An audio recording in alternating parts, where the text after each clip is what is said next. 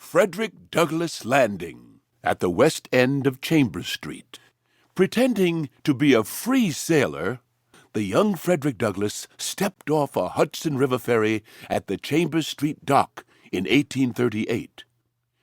Traveling by train, steamship, and ferry, he completed his long journey from enslavement in Maryland to freedom in the North.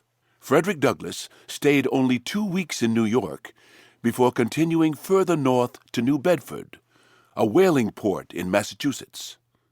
There, Douglass avoided the dangers posed by slave catchers and the fugitive slave laws. He found work as a ship's caulker.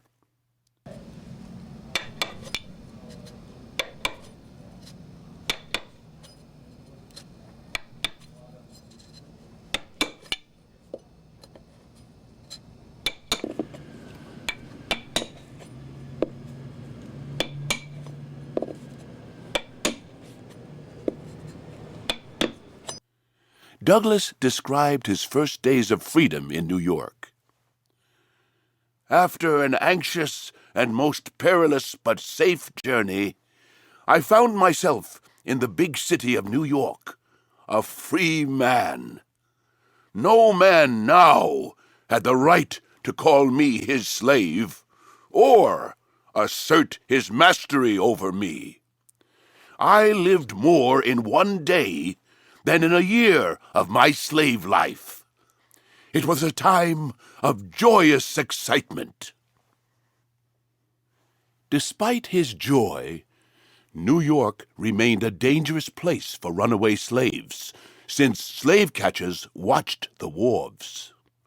Warned of these dangers, Douglass was soon sheltered by David Ruggles, an ardent enemy of slavery who helped freedom seekers on the Underground Railroad.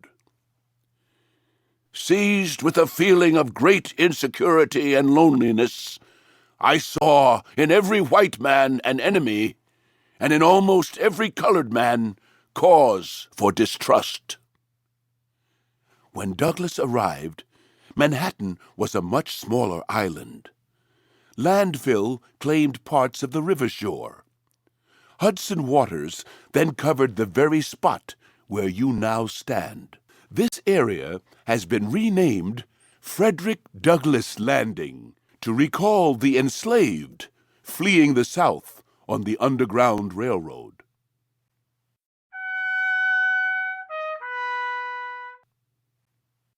Here are the directions from Frederick Douglass Landing to Theodore Wright's lodgings, the next site on this tour.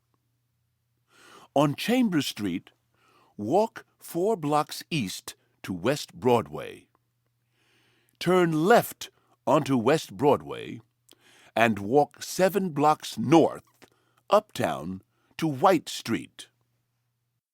This edition of the New York Historical Society's Hidden Sites of Slavery and Freedom Tour explores the life of Frederick Douglass and the Underground Railroad in New York. It has been generously supported by the Verizon Foundation and the United States Department of Education. Other walking, talking tours can also be found at www.nyhistory.org.